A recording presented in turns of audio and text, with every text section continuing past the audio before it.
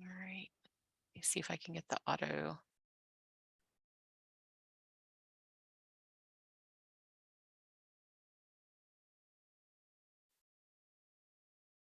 Well, it's not letting me auto transcribe, so apologies for that. But I will go ahead and get us started. Thank you all for coming. Very much appreciate everybody's interest in this topic. As a librarian myself, it is very close to my heart and something I am constantly dealing with as a teacher and also as someone who works with libraries and archives.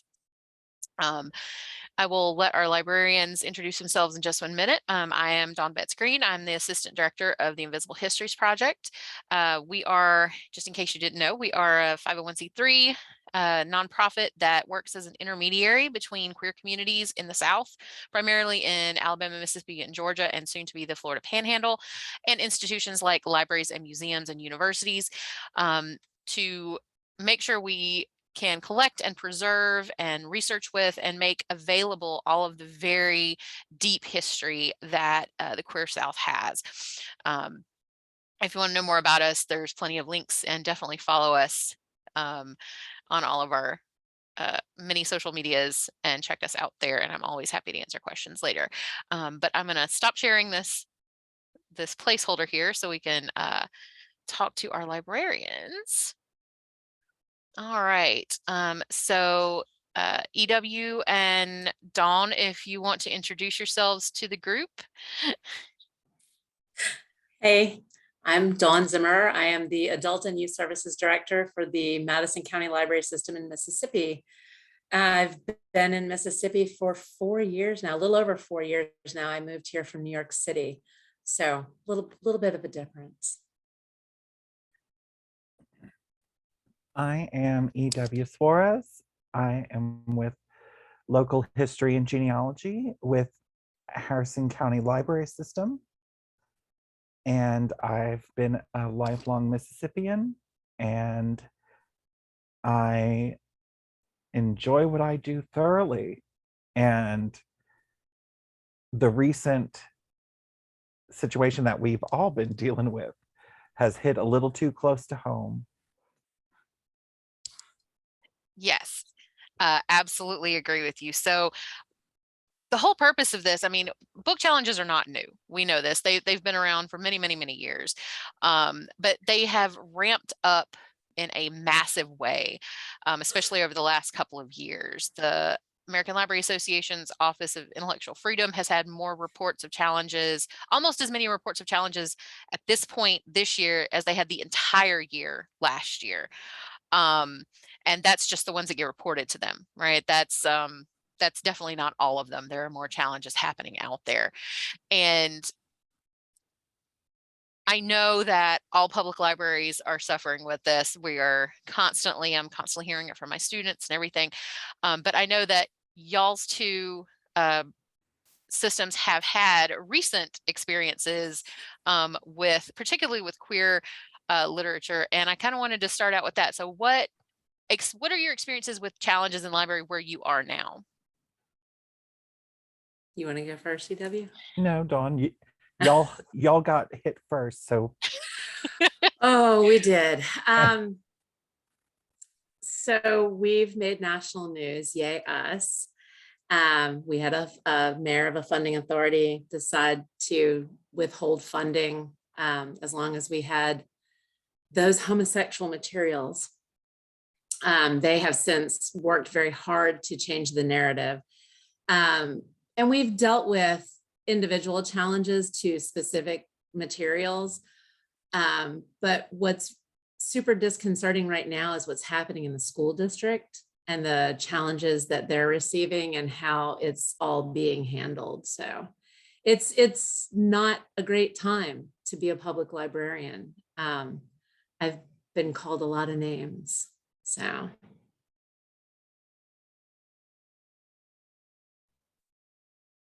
Yeah, I think, go ahead. No, go ahead. I was going to say, Dawn. yeah, I think the situation in Mississippi with that particular incident is one that, most people have been familiar with. They, completely withheld the funding because of that. And that is, it's not often that specific tiny challenges, even though that's not really tiny, specific challenges in small areas make national news like that. So it was an important one. It was sort of a touch point this year about or last year, what was happening in our libraries and how this is being discussed within city governments and by the people who are running that. What happened with Biloxi? Well, Harrison County library system, but it started in the Biloxi libraries. These concerned citizens started taking pictures of our pride displays, and they went to every library in our system and created a dossier, very J. Edgar Hoover, of what pride displays were up in every library. And they took pictures of every book, and some of the books, it's a matter of taste. You know, I don't believe in putting Christmas books out in June, but that's me. Well, they decided instead of going to the board, they thought they would take it to the city council. And, you know, and it's budget time. So they're trying to attack us by getting money taken away from us. And they were not expecting me to show up. They did not know that I worked for the library system because I was asked not to mention it. And so I didn't. But it's a weird thing. It's just so strange because the double standard that's there with these people. I don't know if that made any sense. I'm sorry. No, it did. And I saw the video Made of the perfect incident with sense. the with that meeting, and I thought it was an absolutely fantastic response to them. Because it's hard, right? That's the worst part, is you're working for these entities and you have people coming and making these attacks. And a lot of times it isn't. People hear book challenge and they think of a very civilized sort of process, right? They think, oh, somebody called and said, oh, we don't want this book here. They filled out a form, but a lot of times that's not what's happening, No. right? They're coming into the library and making it very vocal and very clear. They're coming into the city council meetings and making statements that are not civilized in any way. They're not having conversations. Mm-mm. And I know that seems to be the experience that both of y'all have had. Now these are, go ahead. My biggest issue is with not following the process. There are processes that we have in place.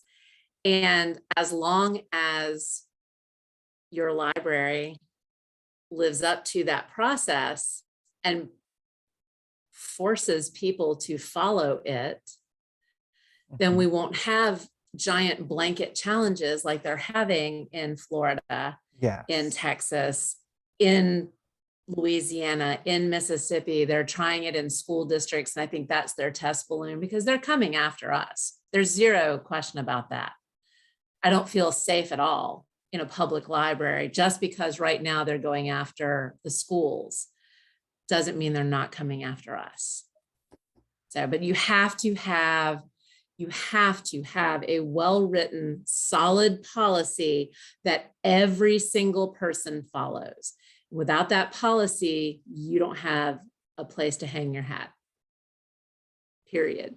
And how our director started the conversation with us was every time I would discuss it with her, she would say, well, according to the Library Bill of Rights, we have to do this, this, and this.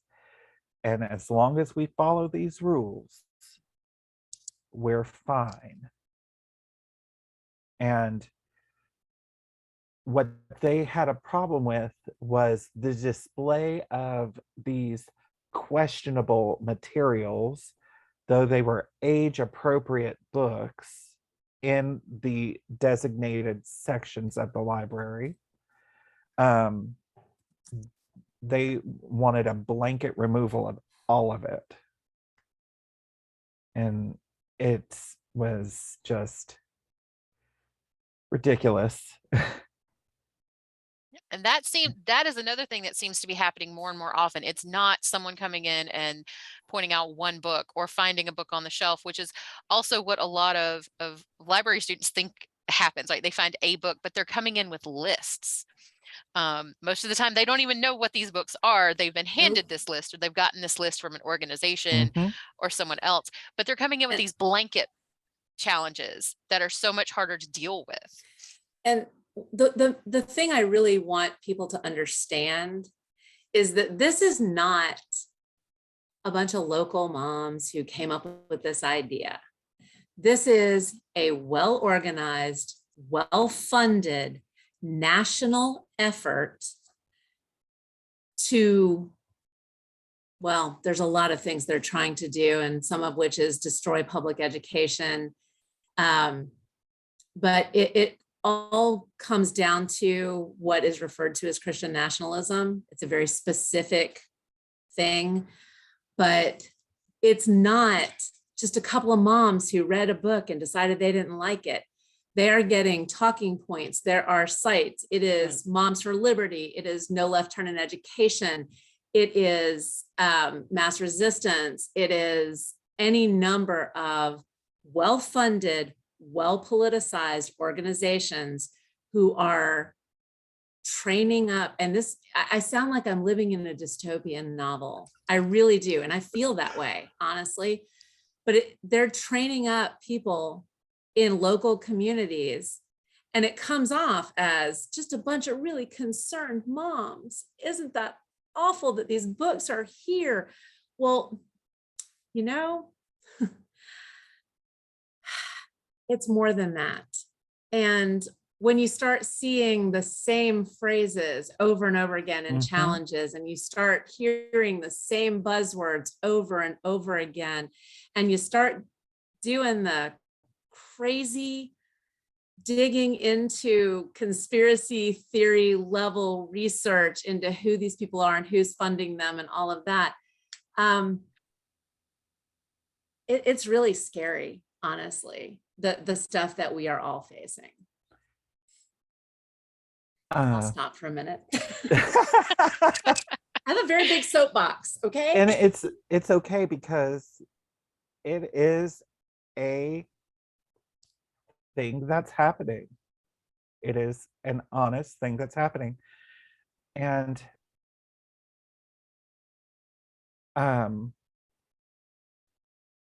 it's the perspectives that are being pushed for this is, I think, part of the indoctrination, that stuff, the people that aren't paying attention to societal shifts in, let's say, for example, left-handed people is one of the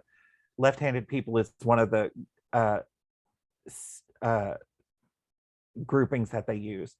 You see the amount of left-handed identifying people change and plateau over the last 100 years. Well, the same thing is happening to gay, LGBT plus people as well.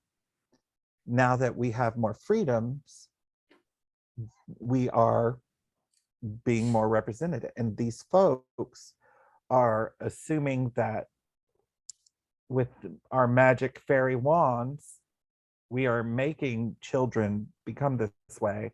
And that's the vestiges of the Red Scare from the McCarthy years, that these people use the same tactics that's what they're doing. And sorry, I work in local history. No, So you're fine. And I'm gonna pop in. flag. There's a question in the chat. Ramilia says, who is they? You didn't miss the answer. They is a very broad term, but it's because there's so many organizations that are working basically on the same projects. They're all very, oh, and Dawn is popping some in there, right? So multiple organizations like Moms for Liberty, No Left Turn in Education, very specific groups that focus their, their attacks on this. This is what their mass resistance is another one. It's the same groups that are approaching school districts with Don't Say Gay, the same people that are, in other states trying to keep, trans youth from receiving hormone treatments. It's all of the same organizations, but there's so many of them that we are saying they. So it's not an amorphous they that doesn't exist. It's just a whole lot of organizations that is a mouthful to repeat every time we talk.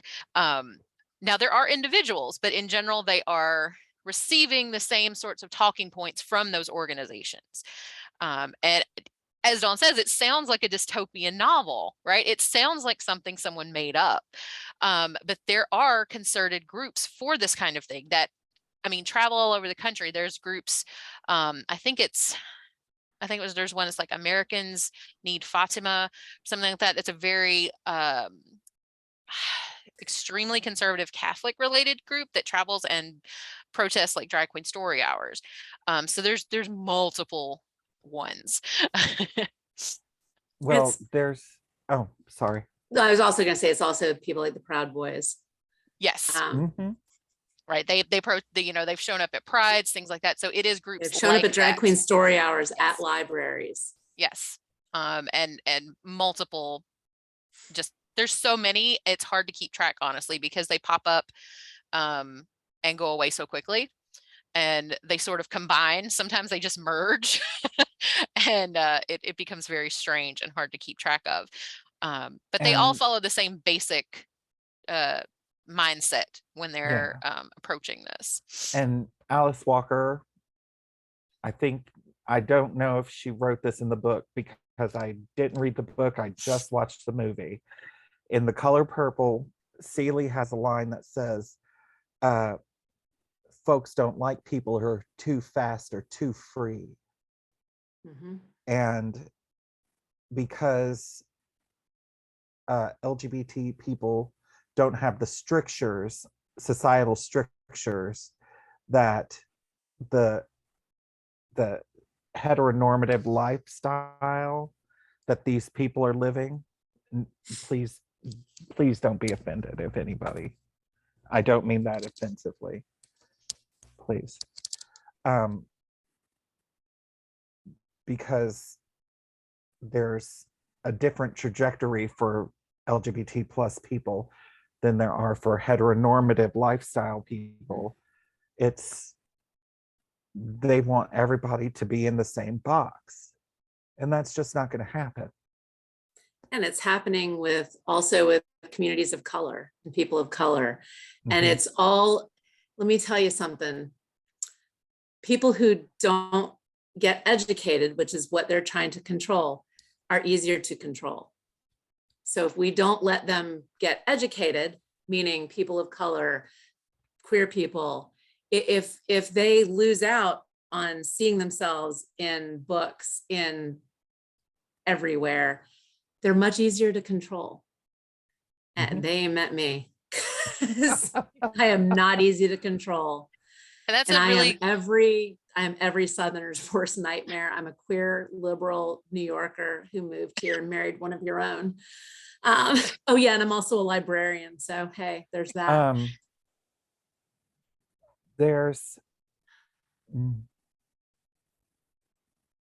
I'm sorry. Go ahead, Dawn. It's okay. I was just going to say that's a really excellent point bringing up that it is not just queer books that are being hit by these challenges. A couple of years ago, that massive list came out of Texas of all of these quote unquote critical race theory books that they were pushing on children and things like this. And I know most of the librarians I know online were like, thank you for this list. I am now using it for collection development to put more books on my shelves that I didn't have. So it is not just our community that is being, dragged into this. It is all communities that have been marginalized and underrepresented and actively unrepresented. And so that's very important to point out here, that this is not just our books and our media and our programming. It's anybody who's marginalized that is being come after. It's just that ours are the ones that are the most visible at the moment. Because and particularly, and I have to point this out, like if it's queer in general, it's probably going to be attacked, but the ones that get attacked the most are the ones that are written by, for, or about trans and gender nonconforming people. If you look at, the most challenged books, you're generally this year or this last year, 5 of them were queer, and I think 3, including I think because genderqueer was the most challenged. They're Great book.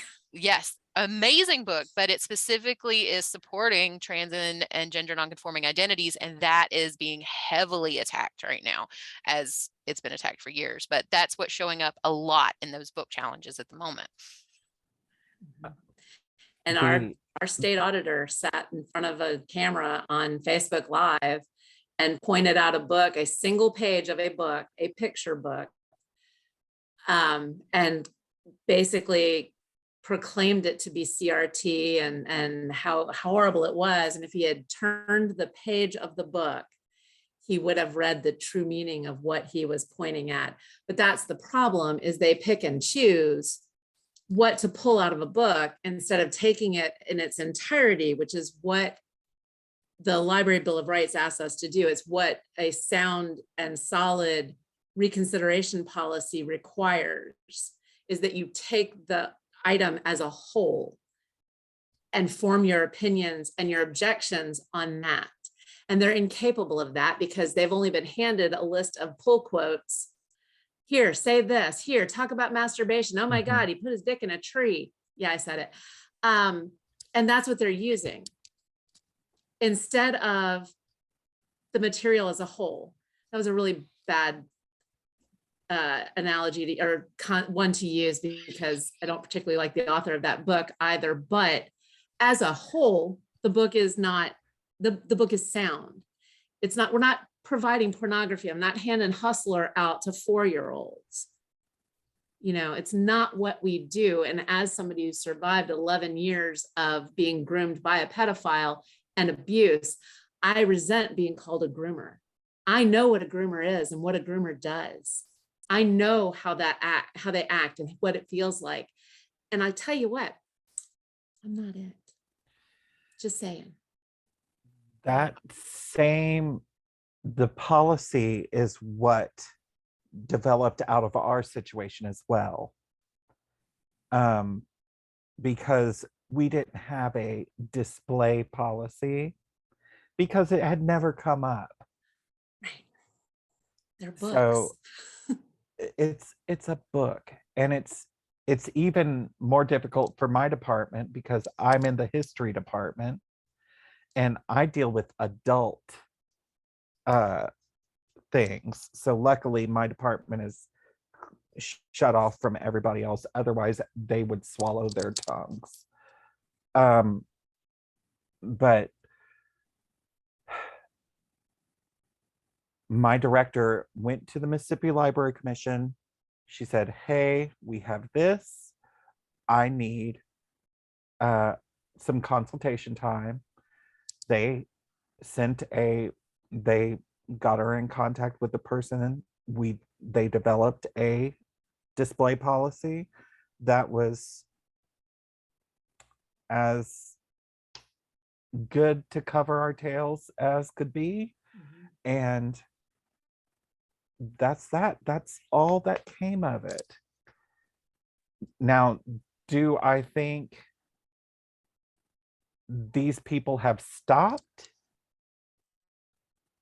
No, but I think they got their tails spanked good enough with the public outcry that happened with our situation. um, because the queer community and the straight ally community, they mess with the wrong ones, because I am heavily involved in the community, and I immediately got on the phone and told everybody, this is going on. I need you to put the word out. And everybody did.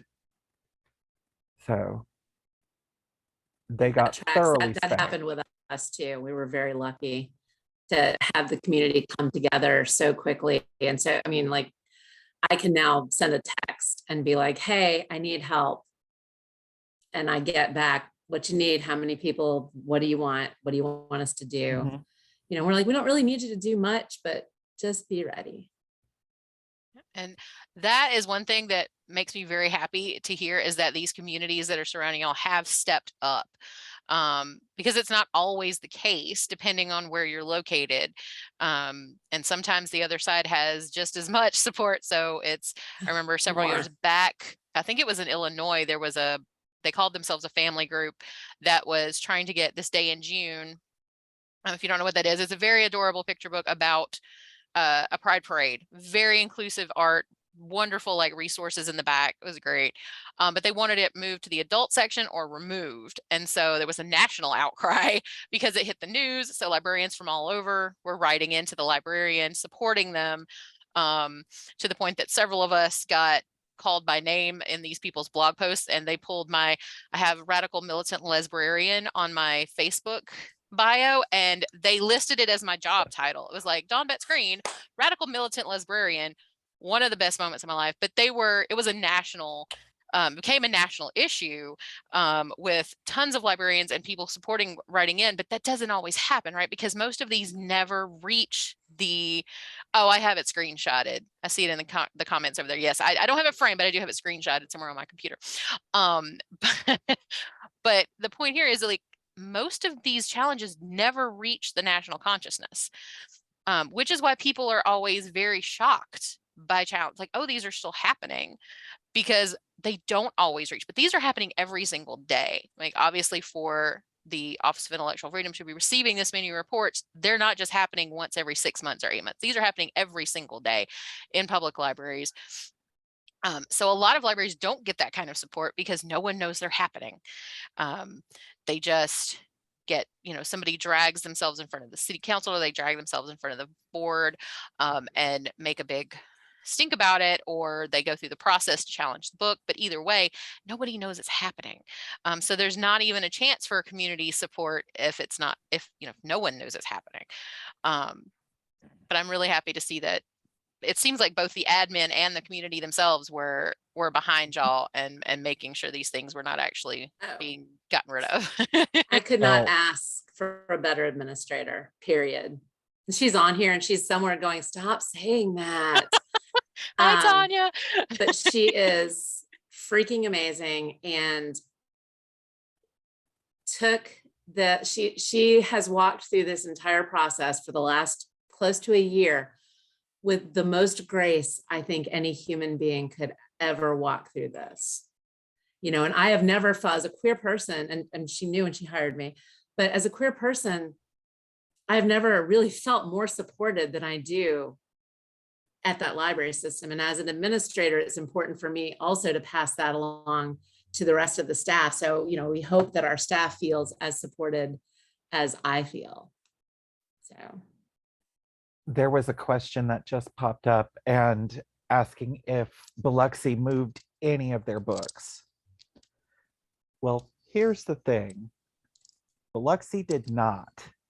We did not move any items because none of the items were deemed inappropriate for the age level where they were.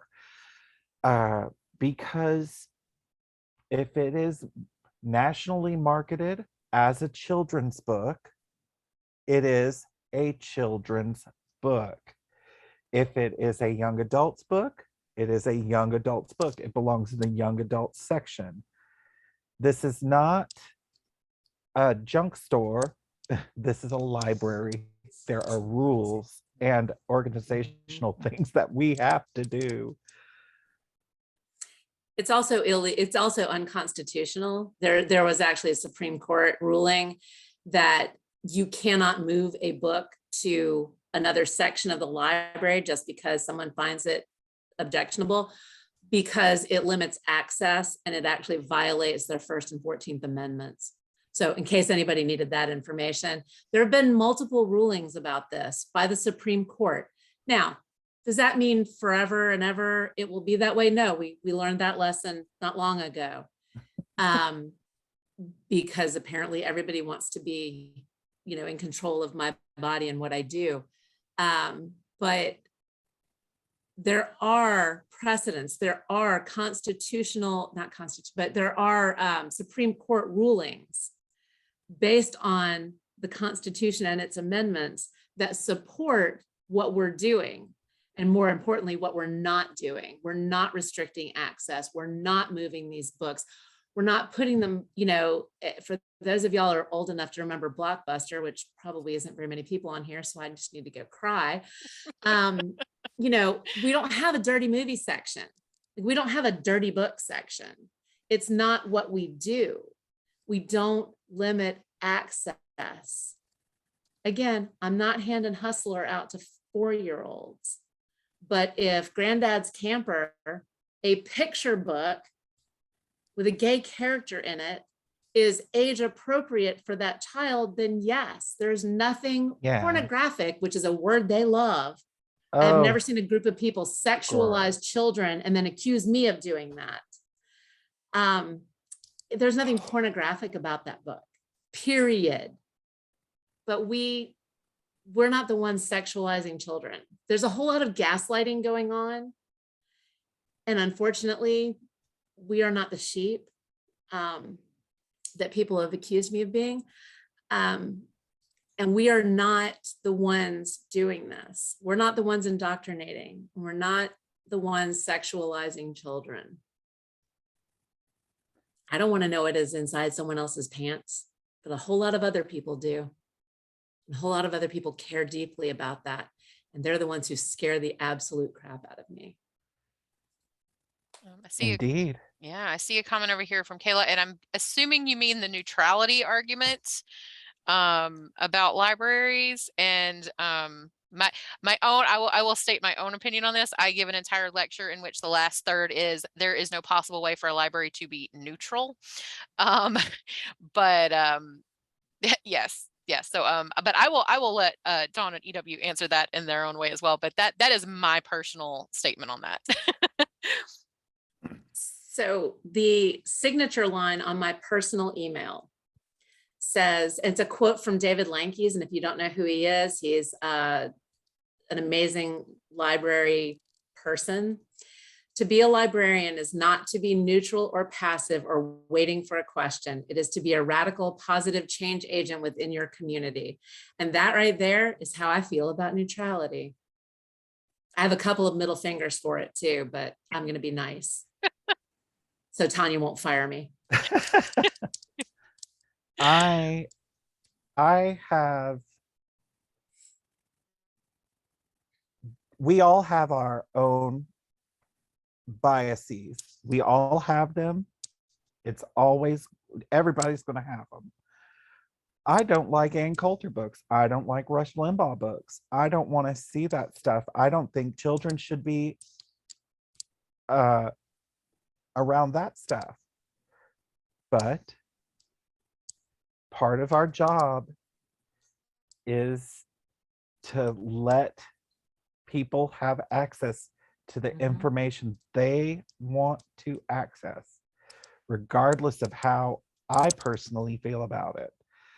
Because as long as it does not promote hate speech, and I know this is going to be controversial, as Trixie Mattel would say, but I'm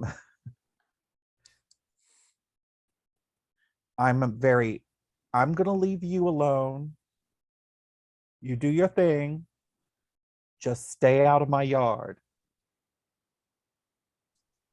Don't take anything of mine. I'm not going to take anything of yours. And that's how I feel if you don't want to read it, don't read it. Don't look at it. Personally, I don't want to read a lot of smutty Harlequin romance novels, but one of the 80-year-old friends of the library loves them. So good for her. If she wants to read those smutty books, good for her. I think what happens is people they do not understand what is meant by neutrality. It's not that you don't take a stand on anything, it's that you allow the access for the information, right? Yes. But we as librarians also have to support our communities, and by not doing something, by not putting displays up for Black History Month, for Pride Month, for any of those things, we're making a choice there too, right? So by not doing that, we are also making a very clear statement about who we support and who we do not. And that's just not possible in a public library. Don't think I don't do my displays. Oh, no. Just because I don't, it gags me every time I have to shelf something that I don't like. It gags me. But come at me offline and I'll tell you about a passive aggressive display I did. It was amazing. We came up with the idea. Yeah. Tanya's sitting in her living room laughing right now because she knows exactly what I'm talking about. And see, that's the hardest thing about working in a library in a small town. Well, we're a city, but it's a small town because my family's been there since the settlement and of the city, of the area, and I am in the business of knowing everybody's business, and they don't want to poke this bear. They will find out what I truly know.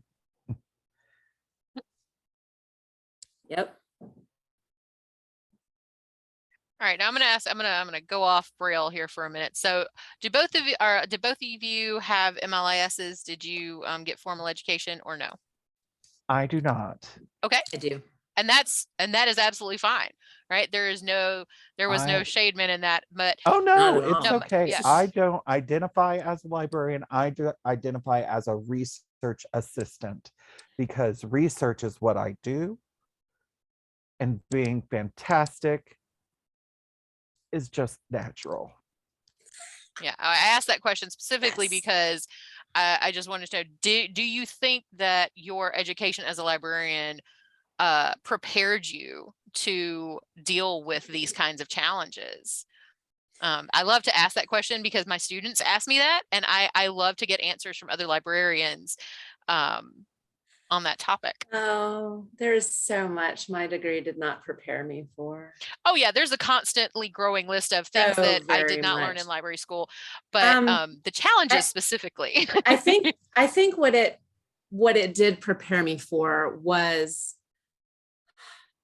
collection development policy and being sure that the collection represented everyone in the community. And I put in the comments because somebody said something about, the collection should be for everyone. And I said, we hear a lot of, we don't have any of those people. I got news for y'all. You do. Just saying. We just don't always present the way you think we're going to. But I learned a lot about collection development. But it didn't prepare me for the challenges. Growing up queer in the South, in South Carolina, prepared me for the challenges. Facing bigotry and hatred in a lot of places I've lived, loving people who are not on the binary and who aren't always that white cisgendered person, you know, that I'm supposed to be with. That stuff has prepared me, you know, fighting those battles. But no, I don't know that there's anything we could teach in grad school that would prepare people for having the level of hatred and vitriol that we face right now come at you. And I truly don't know how you could prepare for that. There's a lot of crying these days. There's a lot of screaming and swearing, and there's a lot of driving home and just thinking, I have to remember why I do what I do. And I'll be real honest about that. But then I look into the faces of the people that we serve every day, and I remember why I do what I do. And I work with amazing people in administration, and I remember why I do what I do. And I'm married to a now retired librarian who worked for the Mississippi Library Commission, and he reminds me regularly of why I do what I do. And, you know, and I do what I do for kids who grew up like me. I didn't see myself in books. I saw myself in a book for the very first time, a true representation of who I am in a middle grade book this year. I read for the Rainbow Reading List, which is the Rainbow Roundtable for American Library Association's book list for 0 to 18. So I read kids and young adult books. And for the first time in the very many decades I have been alive, I saw myself and my situation portrayed in a book. And I cried like a 4-year-old who needed a nap. I cried all the way to work when it's a Kyle Luckoff book called Different Kinds of Fruit. And I had to actually DM him on Twitter and tell him, because I said, this is the first time I've ever seen myself in a book. I've seen bits of myself, but never me. It was a pretty empowering, pretty strong moment for me. I love that whole answer, like all of that, the whole thing. And yes, I have had that experience with a book, and it is a beautiful thing. But that is why we do what we do. We have to remind ourselves when we're dealing with this stuff. We're not completely out of time. We have a few minutes, but I do want to ask, I see in the comments lots of things that are leading to this one question, really. So first, you know, there's two parts to this question. You know, what advice would you give to other librarians who haven't faced this yet, but are probably going to? But also, how can the community support you and the library specifically in terms of these challenges? Y'all's communities have stepped up, right? What did they do that was so good that other people could replicate if this comes to their community?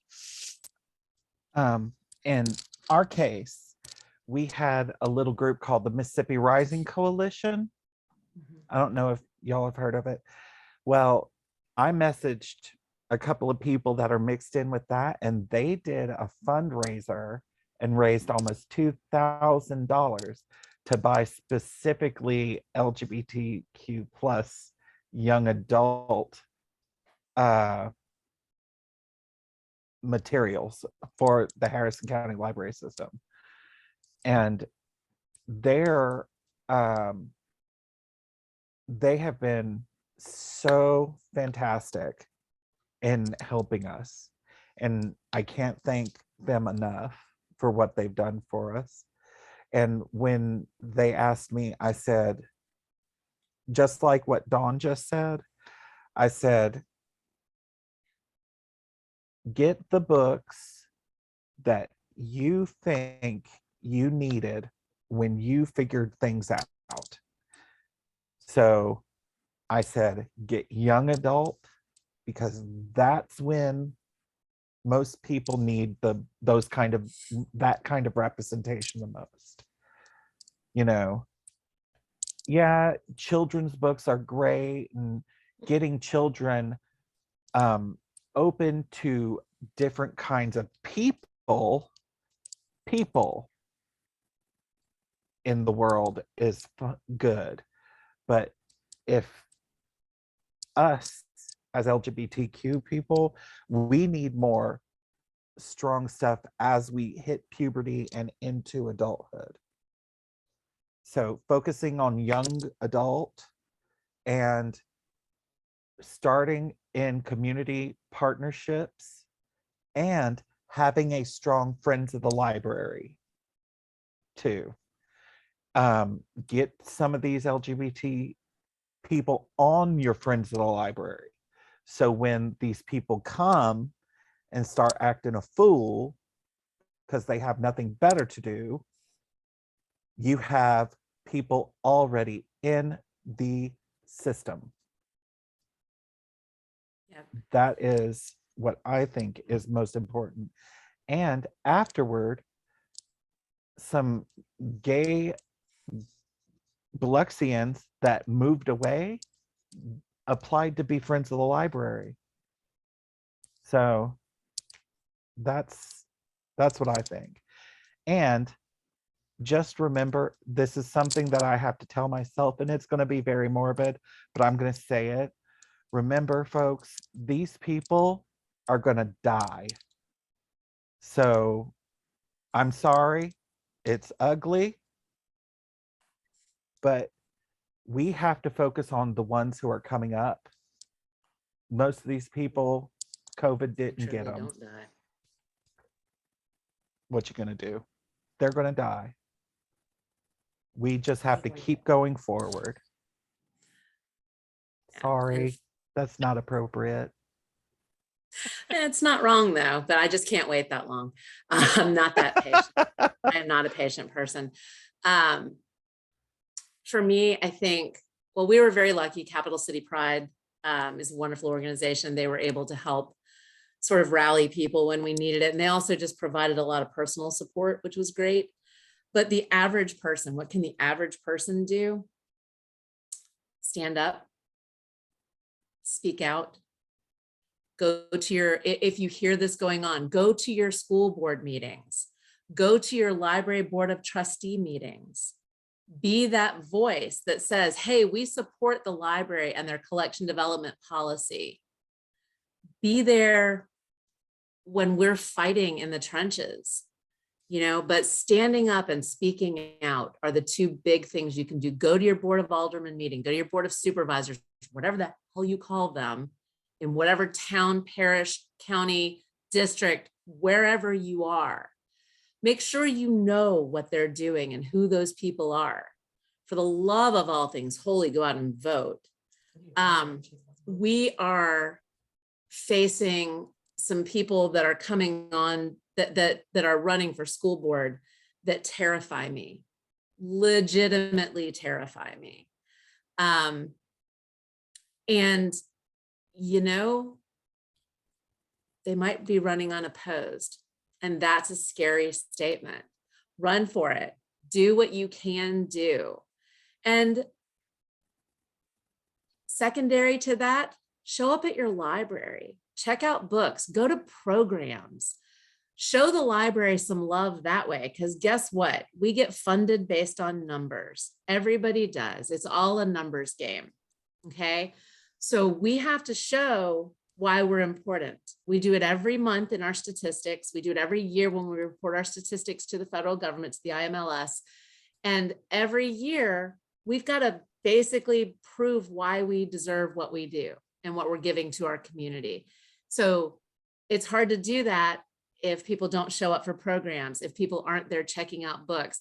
Check out digital books. You don't want to go into the library, check out something online. Go participate in the system. Participate, participate, participate, which is not easy to say 3 times fast, but be a part of it.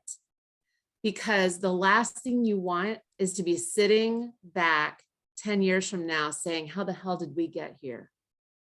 What happened? You know, and I get called a lot of things, but this happened before. This happened in Germany.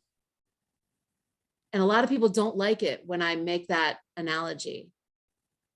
but Kristallnacht was a thing. There were book burnings. You know, everybody wants to say, oh, we don't want to ban them. We just don't want certain materials, or we don't want them in certain places. I got news for them. That's banning.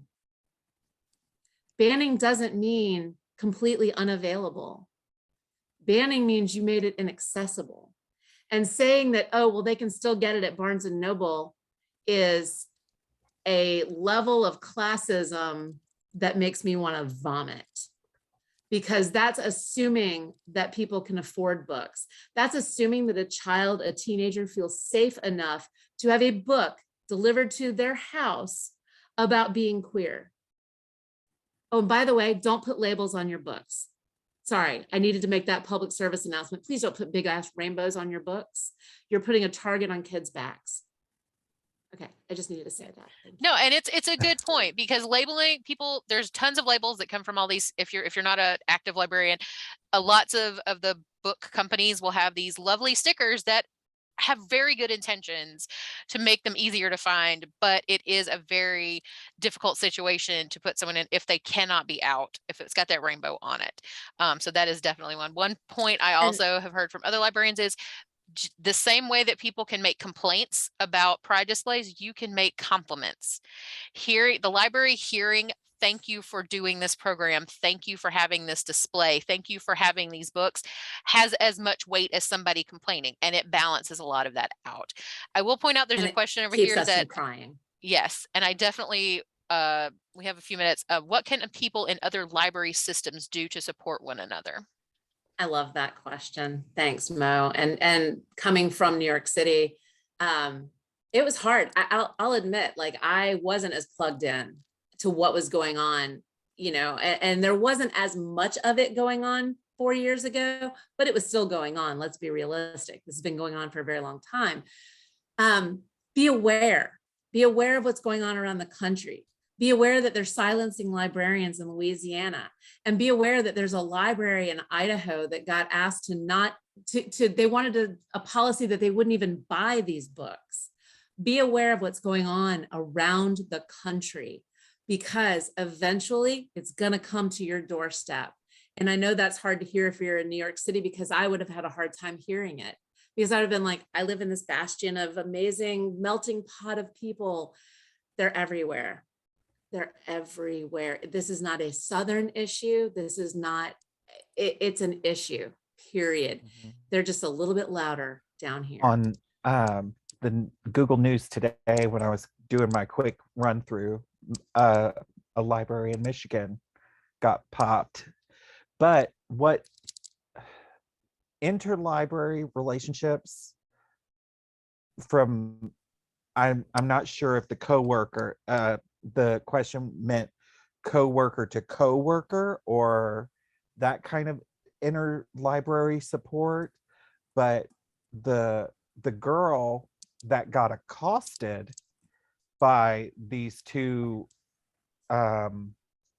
religious commandos that started ours, they cornered her like this, and she couldn't get out of it. And so as soon as I heard about it, I called her and checked in with her.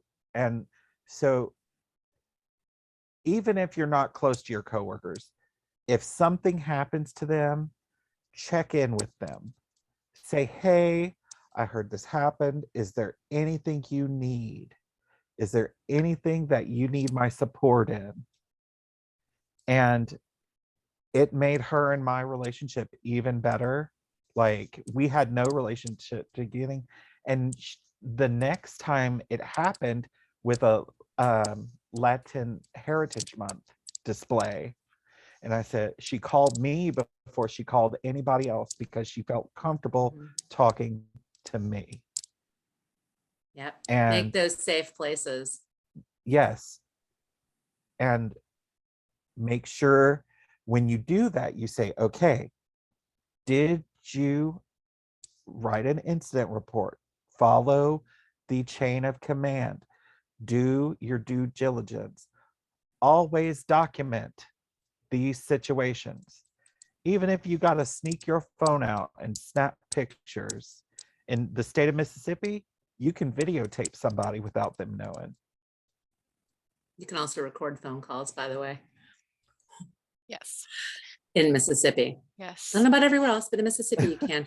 And Satoria, whose name I hope I did not just torture, made a great point in the chat about requesting LGBTQ books at your local library.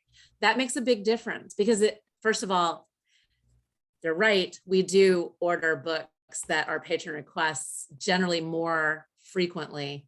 But it also shows us, and I'll be honest, it's just nice to see somebody requesting a queer book.